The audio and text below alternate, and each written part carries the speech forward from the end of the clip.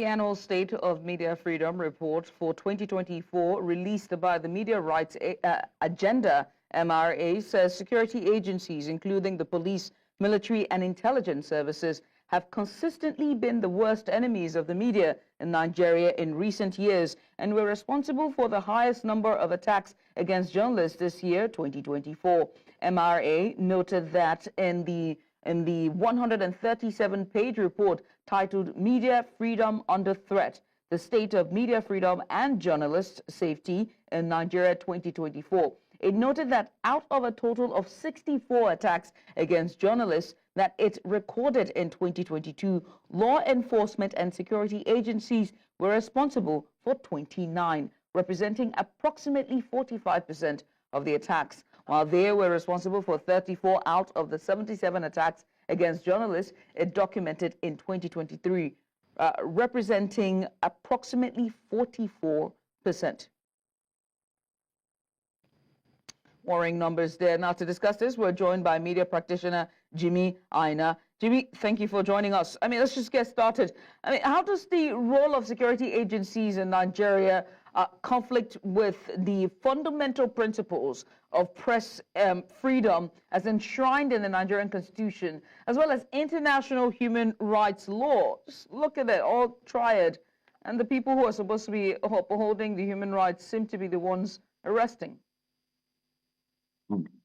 Thanks for having me.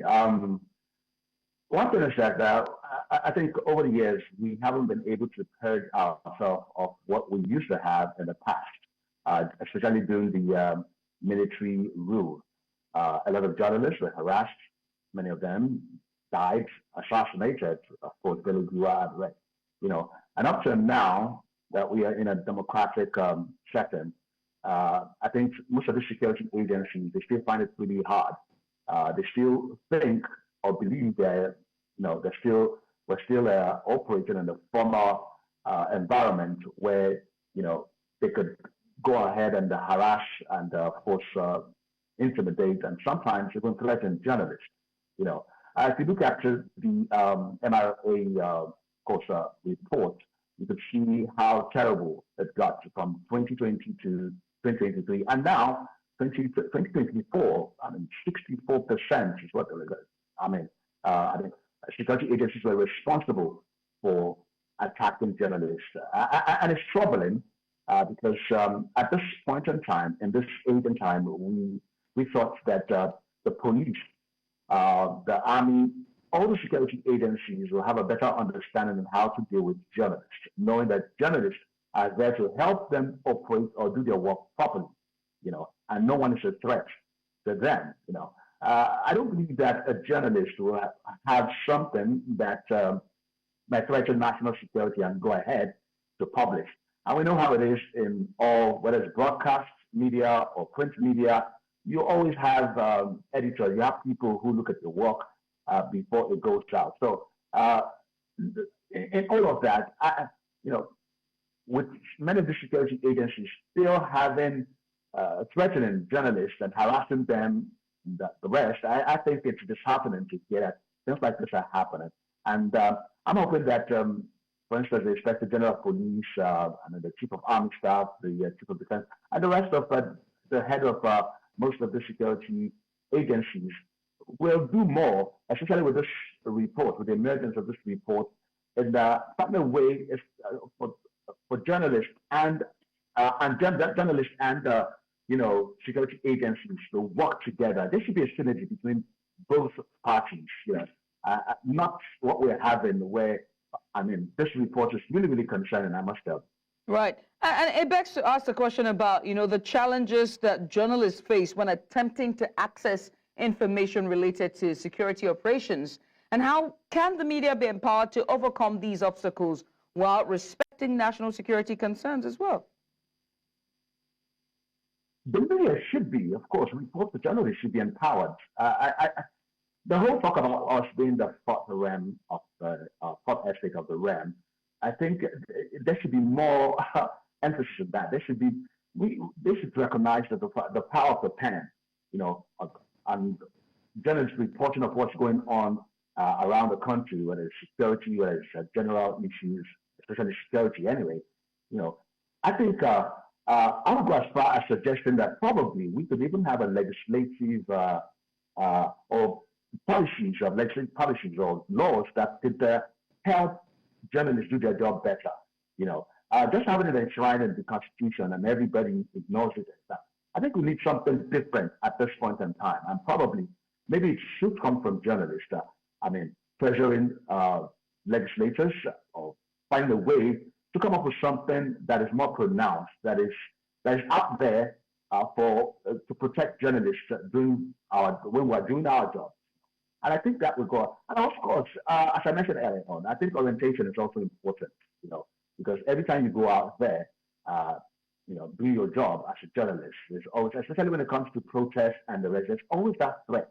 There's always that fear that the police may do something. I had a terrible experience in 2021 where, during the Yoruba Nation protest at Ojota, where one of the agitators approached the police with a letter, trying to calm things down. And while we, of course, as journalists, were expected to document, but while we're recording the conversation between the police and, of course, the agitators, out of nowhere, a police officer dropped a tear gas in our midst, causing a stampede where everybody, I couldn't even find my cameraman that day, and it led to the loss of personnel and even some of office equipment.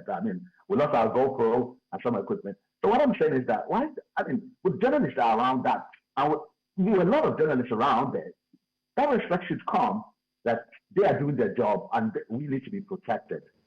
So I would suggest, I believe that the rest of maybe the NPAN, the the body responsible for print media, the Broadcast Organization of Nigeria, we should have a unifying factor where we could push ahead to have something that is more pronounced, a law that protects us, so that we don't go out there with fear, especially when we're covering security matters, security issues. We go out there and we're not scared of doing our job because you have the police or any other security agencies threatening us.